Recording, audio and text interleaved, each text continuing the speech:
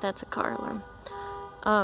But anyways, I wanted to talk to everyone about the methods that I use for remote view, because a lot of people have been asking me about the way that I do it, and how you can start doing it, and what's the methods that I would use.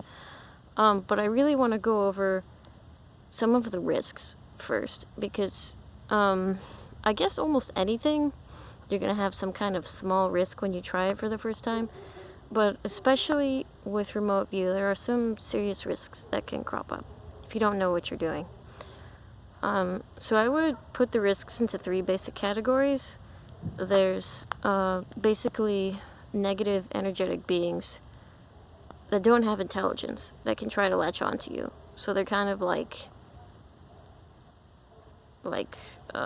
non-physical leeches, I guess. They're really dumb, talking to them, they might respond, they might not. Just about as intelligent as an insect sometimes, or maybe a little more. But then there's negative energy entities that are as intelligent as a person, or more intelligent. And sometimes those will try to latch onto you. They'll try to find where your physical body is to latch onto the energy from there. There's some beings that exist within, I guess, reality that will always try that. They'll just try to latch on to people, any kind of physical being, really, that's compatible enough with their energy that they can try to siphon it off. And then the last threat that can crop up is really encountering physical beings that can sense you and will try to find you after they see your astral body or your psychic projection into another place. And, it can be ETs, but it can also be human beings sometimes. So other people can be dangerous. There's been plenty of times where I've gone into, I guess, places I shouldn't have, like a military base or a secret building someone told me about. And I've run into a couple of psychics there. They were usually in astral too. They don't usually chase you. They just tell you to leave. But sometimes they will try to chase you. Sometimes they'll try to find you. There's definitely times where I've run into psychics wandering around in the astral where they try to find where I am and who I am, so they can try to, recruit me later into their dumb project or something. So I'm letting you know. So the first thing you want to do to really get sort of an idea of your abilities and what you're capable of is meditating. Because in order to use the abilities of your mind, you have to know your mind. And meditation works twofold in that sense. It helps you learn your mind and hone your mind. So not only do you know what you're working with, it's focused, it's sharp. It's there when you need it. Because most of the time, people have psychic experiences where their abilities just whip on, they don't know what to do, and then just as quickly or just as randomly just whip off. And it's because you've got to build a relationship with the part of your mind that has your psychic abilities. You really do. For some people, it's a stronger relationship with their subconscious or unconscious minds, because there is a part of your mind that understands all of your abilities and how to use them and your capabilities. And tapping into that part of your mind, you're going to have to admit for some reason, all living beings have this compartmentalization where we have this forward-facing psyche that deals with, everything that happens to us, around us. And then we have this deeper psyche that remembers everything that happens to us and understands some things really well, but sort of rarely communicates directly. So once you get into the whole meditating thing, what you want to do is learn to clear your mind at will, because that's really important, especially for remote viewing. Because other beings sense you by your thoughts. So if you're not thinking, if you're there in the moment, but you're not generating any thoughts, it's a lot harder for them to find you there. Another thing you want to do in meditation is sort of feel your energy. That might sound weird, but it's very similar to the analogies people use for feeling your chakras. And I would go as far as to say it's basically chakras and stuff.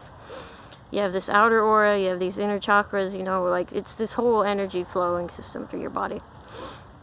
So I would say look into exercises for getting those chakras flowing, because I could do a video on that, but we have an internet now, so I think that's enough. Maybe I'll see. But other than that, there's other abilities that you can develop through meditation as well, like psychometry. I would say most people, I suspect, have a good predisposition for that, because it's just touching things and seeing information from them. Like when you're in the astral, anything you touch or bump into, you'll start seeing information from it. It can be overloading at times. But psychometry is just that property in your physical body. So you just touch things and you start getting impressions of what's happened to it, the memories of that object, the experiences, that kind of stuff. So yeah, but remember that there are risks. So, if you're wandering around in the astral and you don't know what to do, like if someone is following you and you don't know how to shake them off, try emptying your mind, try becoming something else. Because in the astral, when you're like astral projecting your body, you can become other things because you've reverted to the properties your spirit has, and your spirit can resonate with anything in the universe. Some things resonate better than others, obviously, because you have an ego still. But you can do that. There's been times where I've been wandering around in the astral and I find just a random person and I start resonating with them. And if you resonate perfectly enough, anything that's like searching for you won't be able to find you, because there's only the frequency of the person there, and that's not you. You can also resonate as your surroundings. So if you're like near a lake, if you resonate well enough, you'll become the lake. And that works with most objects, actually. Everything that exists has a consciousness. So if you tap into it, you can take on its properties and its sort of like location signature. So that's good for hiding. Another thing that can work for escaping negative entities is teleporting a lot around in the astral. So if you don't know how to shake them off, just try teleporting to a bunch of different random places and then hiding is something. I do that a lot. But if some negative entity latches onto you, what you want to do in that scenario is you have to tap into your higher self. And this goes back to the energy flow we were talking about. Because we have this energy flow that goes through our bodies, and it comes from one place. And that one place is, some people call it our God aspects, our divine selves, our higher selves, or oneness itself. Those all are pretty much the same thing. But when you tap into that energy, it gives you, I guess the word is like authority. It gives you authority. So when you tap into that energy, you can expel negative beings. You can expel powerful negative beings, and you can expel weak negative beings. For weaker negative beings, you just point that energy at them and shoot it like a laser. That usually expels them. For stronger negative beings, you can just confront them dead on and be like, you're not allowed where I am. And if you shoot this energy from your higher self at them, it usually denies them access to your immediate surroundings. And it can be permanent if you channel the energy properly. And to tap into your higher self, again, you have to meditate. Because, your higher self is connected to that deeper mind aspect I mentioned. If you want to really use your abilities, you've got to tap into that. And it's always going to be a personal process, because, everyone has a different connection to these better aspects of ourself. It's always going to be unique and intimate. And there's different ways of going about it. I'll probably make like a separate video just for that.